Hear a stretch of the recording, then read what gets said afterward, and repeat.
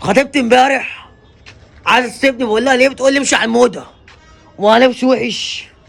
انا بقى اوريها امشي على الموضه ازاي.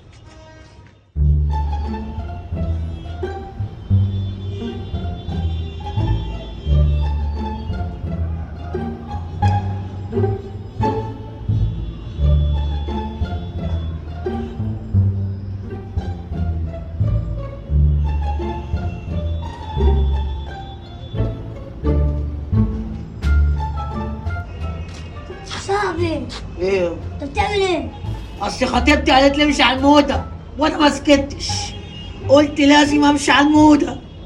جبت موضه، رحت معلي ملابس، طلع عايز موضه، اداني دي قلت امشي عليها. تنزل ايه يا عم؟ يا دي مولا. ما فين الموضه؟ فين الموضه؟ ما ايوه دي موضه. فين